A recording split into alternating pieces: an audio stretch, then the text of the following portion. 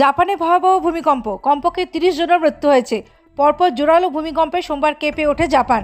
Richter স্কেলে কম্পনের মাত্রা 7.6।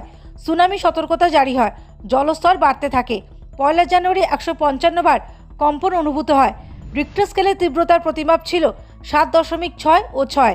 জাপানের আবহাওয়া অফিস জানিয়েছে, সোমবার থেকে দ্বীপরাষ্ট্রে 150টিরও বেশি ভূমিকম্প আঘাত এনেছে। সুনামি সতর্কতাও রয়েছে।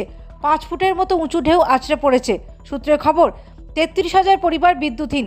প্রধান সড়ক সহ সারা দেশে বন্ধ বেশ কয়েকটি গুরুত্বপূর্ণ রুট, যার ফলে চিকিৎসা পরিষেবা ও সেনাদের উদ্ধার কাজে সমস্যার সম্মুখীন হতে হচ্ছে।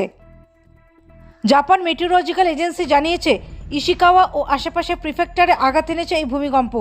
এর মধ্যে একটি কম্পনের মাত্রা 7.4। জাপানের বিদ্যুৎ সরবরাহকারী সংস্থা হোকুরিকু ইলেকট্রিক পাওয়ারের পারমাণবিক বিদ্যুৎ কেন্দ্রে ঠিকঠাক রয়েছে। দেশের বিপর্যয় মোকাবিলা দফতর ভূমিকম্প বিধ্বস্ত অঞ্চলের বাসিন্দাদের যত দ্রুত সম্ভব এলাকা ছাড়ার নির্দেশ দিয়েছেন। সূত্রের খবর, এরই মধ্যে অন্তত 1000 মানুষ সেনা ছাউনিতে আশ্রয় নিয়েছেন।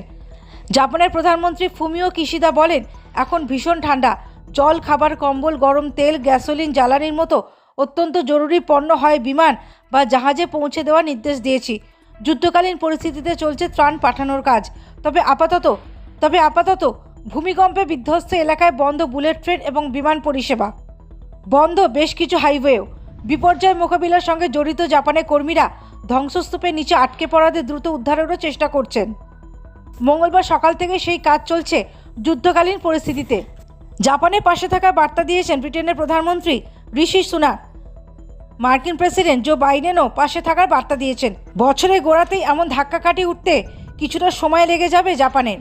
Bureau report, the United India news.